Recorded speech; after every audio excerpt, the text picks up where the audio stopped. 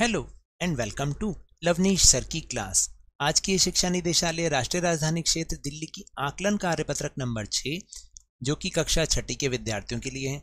यह ली गई है हिंदी विषय से और इसमें करना क्या है कि निम्नलिखित गद्यांश को पढ़कर नीचे दिए गए प्रश्नों के उत्तर निर्देशानुसार लिखने हैं।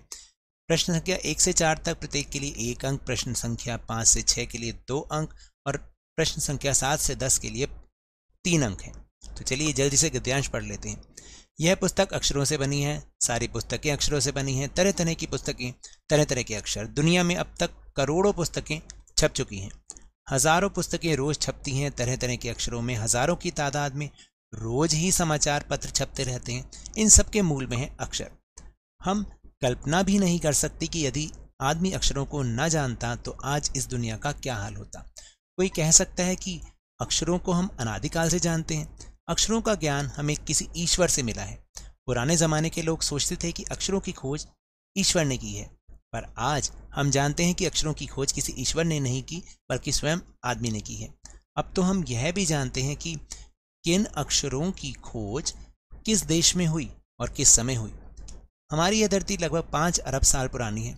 2-3 अरब साल तक इस धरती पर किसी प्रकार के कोई जीव जंतु नहीं थे। फिर करोड़ों साल तक केवल जानवर और वनस्पतियों का ही इस धरती पर राज्य रहा। आदमी ने इस धरती पर कोई 5 लाख साल पहले जन्म लिया।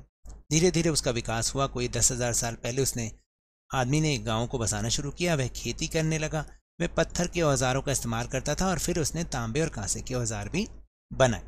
तो चलिए अब देख लेते हैं प्रश्न उत्तर। पहला प्रश्न है कि धरती शब्द का पर्यायवाची शब्द होगा, क्या होगा? धरा। देखिए धरती को हम धरा भी कहते हैं। ग्राम शब्द का तद्भव शब्द क्या होगा, यानी बिगड़ा हुआ रूप गांव।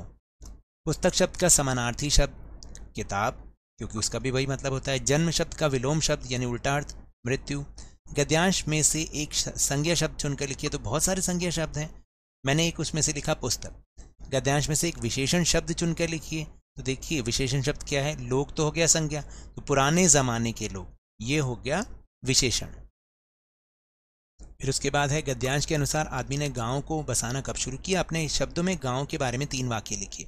देखिए आदमी ने कोई 10,000 साल पहले गांव को बसाना शुरू किया। फिर 3 वाक्य लिखने गांव के बारे में, जैसे मेरा गांव राजस्थान में है, मेरे गांव में बहुत हरियाली है। तो आपका गांव जहां पर हो आप वहां लिखना, मेरे गांव में बहुत हरियाली है और मेरे गांव के लोग बहुत अच्छे हैं। तो मैंने 3 वाक्य लिख दिए। फिर है गद्यांश के अनुसार हमारी धरती लगभग कितनी पुरानी है। आपकी समझ से धरती की आयु कितनी होगी? देखिए गद्यांश के अनुसार तो हमारी धरती करीब 5 अरब साल पुरानी है और मेरी समझ से भी धरती की आयु लगभग 5 अरब साल है। गद्यांश के अनुसार आदमी ने धरती पर जन्म कब लिया। अपने शब्दों में मानव विकास के बारे में लिखिए। देखिए गद्यांश के अनुसार आदमी ने धरती पर कोई 5 लाख साल पहले जन्म लिया।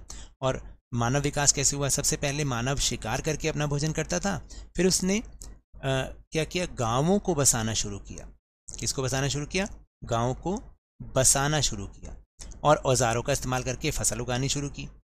शुरू में उसके औजार पत्थर के थे, बाद में उसने धातुओं का प्रयोग किया। फिर गद्यांश के अनुसार अक्षरों की खोज किसने की? आप अपनी समझ से अक्षरों के बारे में 3 वाक्य लिखिए।